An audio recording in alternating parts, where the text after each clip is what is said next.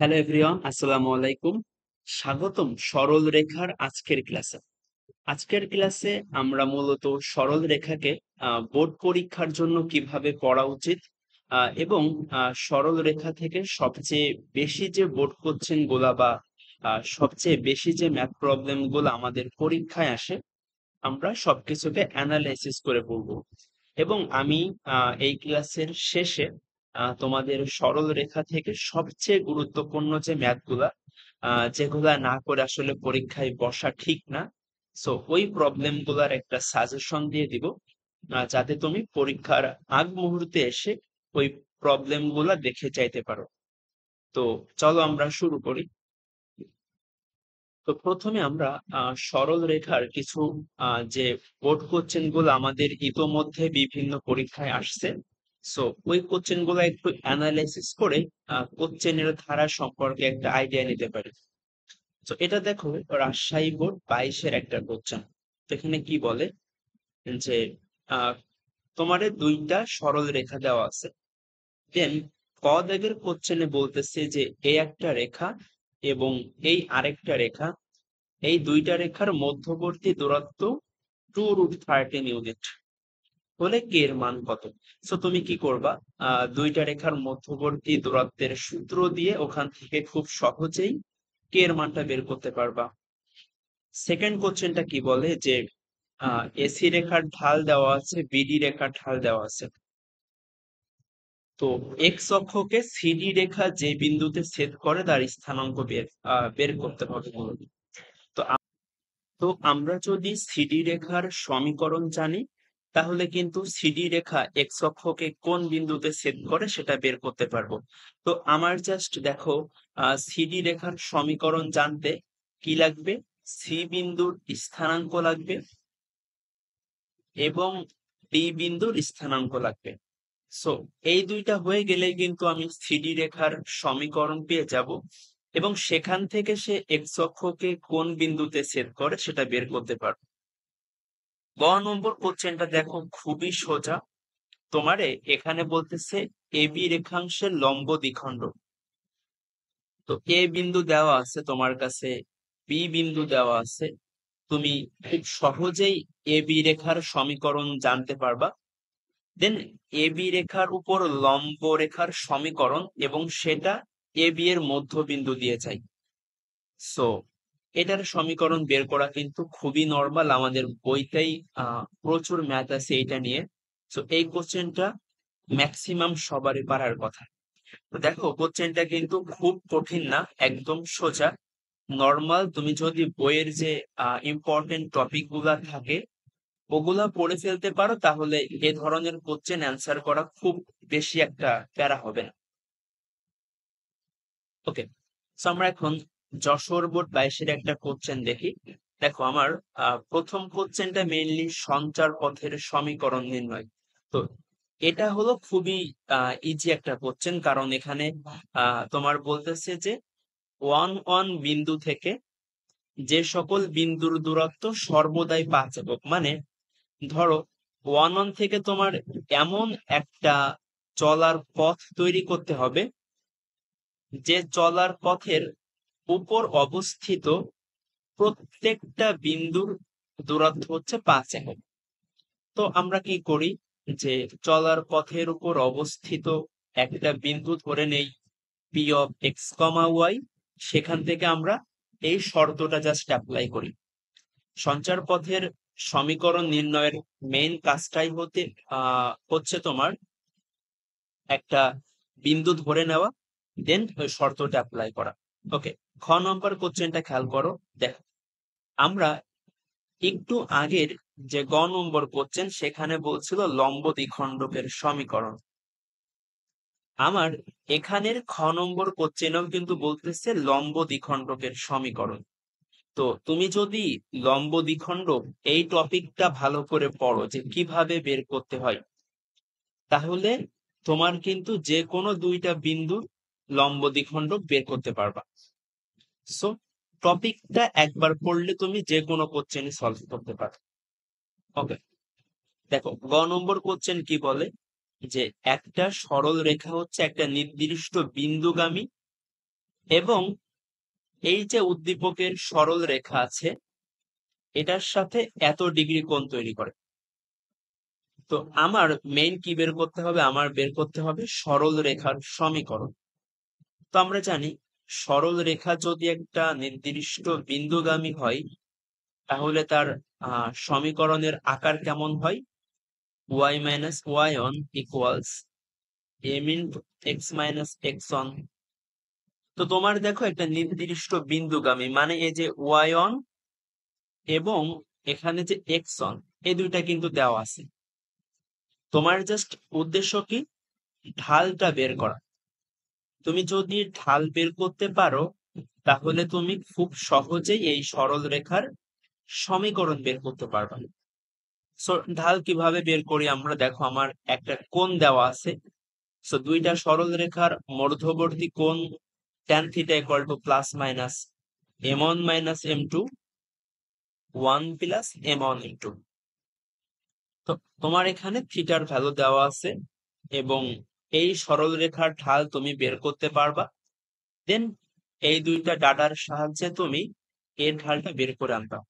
সেখান থেকে তুমি এখানে মান বসালেই তোমার কাঙ্ক্ষিত সরল রেখার সমীকরণ চলে আসবে। সো প্রথম কথা হইতেছে আমার বুঝতে হবে আমার কোশ্চেনে কি চাইতেছে, দেন কি কি দেওয়া আছে। তো যা চাইতেছে ওইটার সাপেক্ষে কি কি দেওয়া আছে তার মাধ্যমে আমি অ্যাপ্রোচ করব। ওকে, আচ্ছা আমরা এখন চট্টগ্রাম বোর্ড 22-এর একটা কোশ্চেন দেখি, দেখো কি বলে। তোমার মেইনলি একটা সরল রেখার সমীকরণ বের করতে হবে, খুবই সোজা। তারপরে বলতেছে ও এ বি এর ক্ষেত্রফল। ও এ বি মানে এই যে ত্রিভুজটা এখানে আছে এই ত্রিভুজের ক্ষেত্রফল। সো ক্ষেত্রফল ইকুয়াল টু কি? হাফ ইন্টু ভূমি ইন্টু উচ্চতা। সো ভূমি মূলত হচ্ছে এ ও, উচ্চতা হচ্ছে ও বি। তুমি এখানে এই রেখার সমীকরণ বের করতে পারলে খুব সহজে এটা আনতে পারবা। ওকে, গ নম্বর কোশ্চেন কি বলে? দেখাও যে ওসি রেখা এবং এক্স অক্ষরেখার মধ্যবর্তী কোণের সমদ্বিখণ্ডকদ্বয় পরস্পর লম্ব।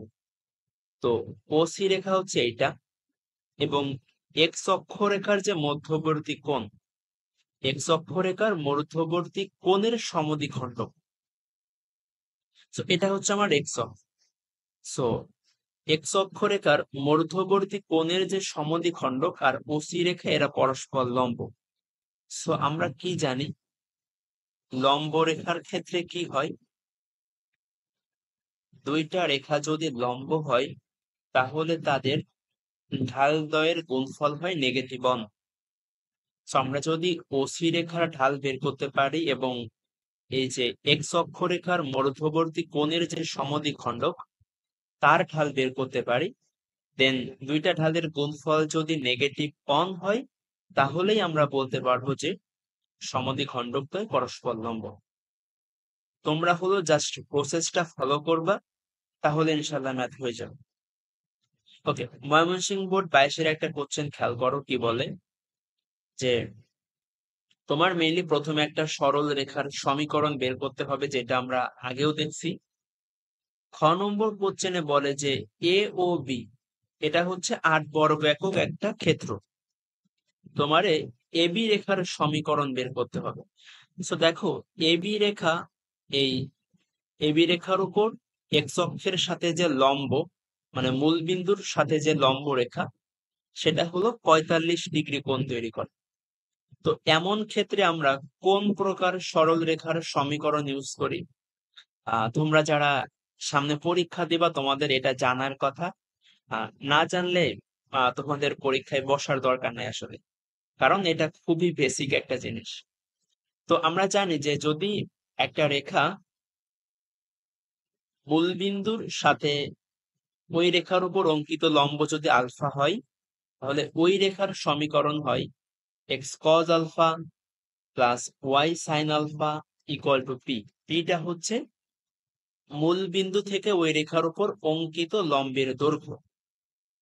তো দেখো এখানে আমার কোণটা দেওয়া আছে, আমি আমার এখানে ক্ষেত্রফলটাও দেওয়া আছে। সো আমি হলো জাস্ট আলফার ভ্যালুটা জানি, আমি যদি শুধু এই লম্ব রেখাটা বের করতে পারি তাহলে আমার হয়ে যাবে। এবং গ নম্বর কোশ্চেনটা বলতেছে বি এ এক্স এর সমদ্বিখণ্ডক রেখার সমীকরণ বের করো। মানে বি এ এক্স এই যে কোণটা, এই কোণের সমদ্বিখণ্ডক রেখার সমীকরণ বের করতে হবে। সো তুমি দুইটা রেখার সমদ্বিখণ্ডক এর সমীকরণ বের করার সূত্র আমরা জানি, ওইটা অ্যাপ্লাই করলেই আমরা এটা ইনশাল্লাহ বের করতে পারবো।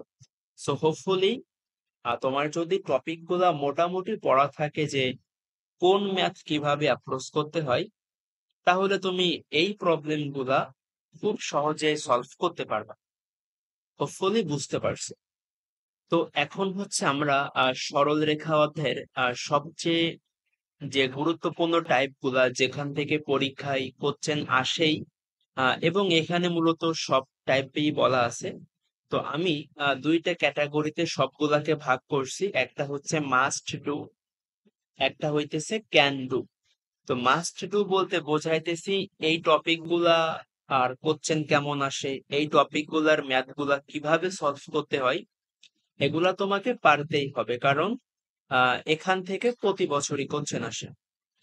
ক্যান ডু টপিক গুলা থেকে খুব বেশি কোশ্চেন আসে না, বাট তোমার সামনে যেহেতু অ্যাডমিশন পরীক্ষা আছে, এখান থেকে আসতে পারে এবং এখান থেকে এমসিকিউ আসতে পারে।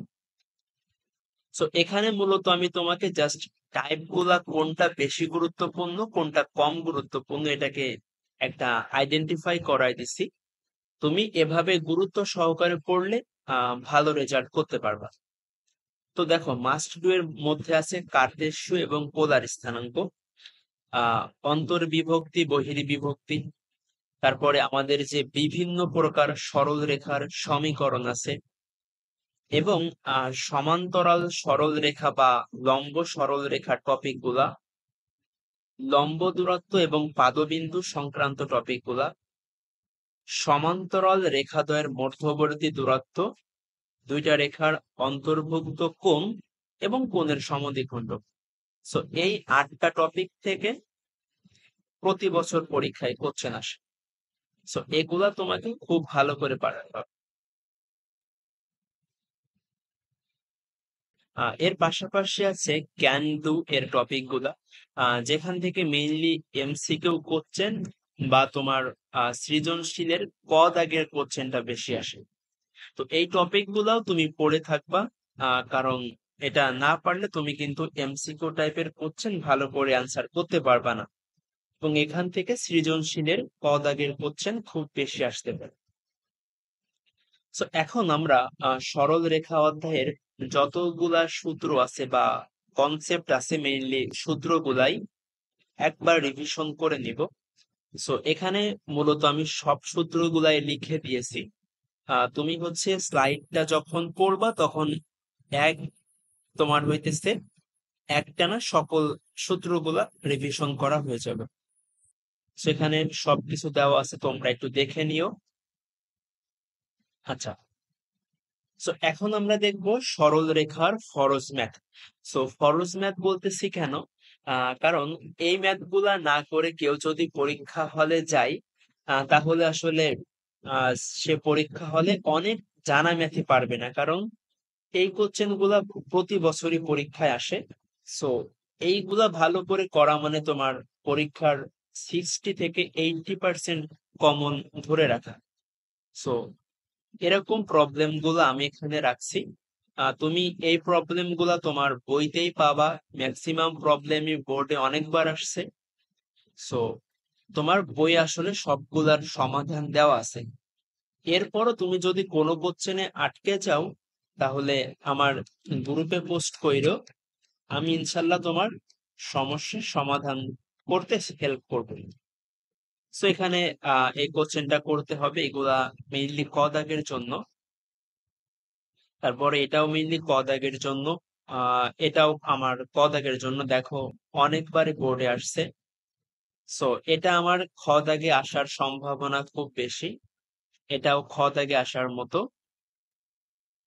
দেন এটা ক্ষেত্রফল উৎপন্নকারী ম্যাথ গুলা করবো আমরা। এই যে ক্ষেত্রফলের ম্যাথ গুলা। তারপর দেখো এটা অনেকবার পরীক্ষা আসছে এবং এটা কিন্তু তোমাদের হুবহু বইয়ের ম্যাথ, সেগুলা করতে হবে। তো দেন এই যে ক্ষেত্রফলের ম্যাথ গুলা করবো। তারপরে এটাও খুবই ইজি ম্যাথ, মেইনলি ক্ষেত্রফলের মাধ্যমে তোমাকে দুইটা শর্ত প্রমাণ করতে হবে। তারপরে এটা করবা, দেন এটা করতে হবে, এটা করতে হবে। এটা কিন্তু খুবই ইম্পর্টেন্ট ম্যাথ, এবং এটা আসলে পরীক্ষার আগে ভালো করে করে যাবে, এটা একটু বেশি মানে উল্টে যায় আর কি। অনেক ক্ষেত্রে আমাদের ভালো করে মনে থাকে না। দেন আমরা এটা করব, এটা করতে হবে। তারপরে এটা আমাদের অ্যাডমিশন পরীক্ষাতেও বেশি আসে, বিশেষ করে ঢাবি ভর্তি পরীক্ষায় এটা আমরা করব। তারপরে এটা ইসি ম্যাথ, এটাও করবা। সো এখানে মূলত যে প্রবলেম গুলা দেওয়া আছে সবগুলাই তোমাদের বইয়ের প্রবলেম এবং বিভিন্নবার বোর্ডে আসছে। তো এই প্রবলেম গুলা তুমি একটু খুঁজলেই বইতে পাবা। তো প্রবলেম গুলো একটু মার্ক করে রাখবা, যাতে তুমি এই প্রবলেম গুলোতে বেশি জোর দিতে পারো। সো এগুলা করতে হবে, দেন এই দুইটা করবা। সো এই হচ্ছে আমার সরল রেখা অধ্যায়ের টোটাল কোশ্চেন, যেগুলা ইম্পর্টেন্ট সবচেয়ে ওগুলা। তো এই কোশ্চেন গুলা তোমাকে পরীক্ষার আগে অবশ্যই করতে হবে, না হলে কিন্তু তুমি জানা কোশ্চেনে ভুল করে আসবা। বা এগুলো আসলে মোটামুটি অনেক কমন বা অনেকবারই পরীক্ষা আসছে। সো এই ইম্পর্টেন্ট কোশ্চেন গুলা অবশ্যই একবার দেখে যাবা। তো আজকের ক্লাসটা এই পর্যন্তই। তোমার যদি কোনো কনফিউশন থাকে তাহলে কমেন্টে জানাইতে পারো। ইনশাল্লাহ দেখা হবে অন্য আরেকটা অধ্যায়ে। আসসালামু আলাইকুম ওয়া রাহমাতুল্লাহ।